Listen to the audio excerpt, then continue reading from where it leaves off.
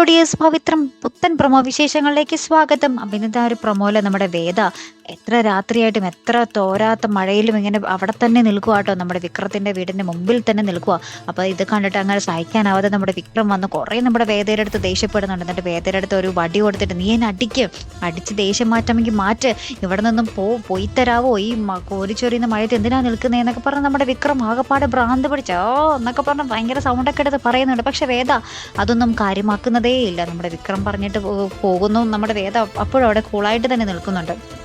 അതിനുശേഷം നമ്മുടെ വേദയുടെ സഹോദരനൊക്കെ വന്ന് പിന്നെയും സംസാരിക്കുന്നുണ്ട് നമ്മുടെ വേദയെ തിരികെ വീട്ടിലേക്ക് കൂട്ടിക്കൊണ്ടുപോകാൻ വേണ്ടി. അപ്പോൾ നമ്മുടെ വേദ പറയുന്നുണ്ട് അദ്ദേഹത്തിന് ആ ഒരു താലിയുടെയോ ആ ഒരു ദൈവത്തിൻ്റെയോ മഹത്വം ആ ഒരു പ്രാധാന്യം ഒന്നും അറിയത്തില്ല. പക്ഷേ അദ്ദേഹത്തിൻ്റെ മനസ്സിൻ്റെ ഏതോ ഒരു കോണിൽ ഞാൻ സുരക്ഷിതയായിട്ടിരിക്കണം എന്നൊരു ചിന്ത ഉണ്ടെന്ന് എനിക്ക് തോന്നി. ആ ഒരു ചിന്ത മതി എനിക്ക് ഈ ഒരു താലിയിൽ പിടിച്ചു നിൽക്കാൻ എന്ന് നമ്മുടെ വേദ പറഞ്ഞിട്ട് അവിടെ തന്നെ നിൽക്കുന്നൊരു രംഗം തന്നെയായിട്ട് നമുക്ക് കാണുവാൻ സാധിക്കുന്നത്.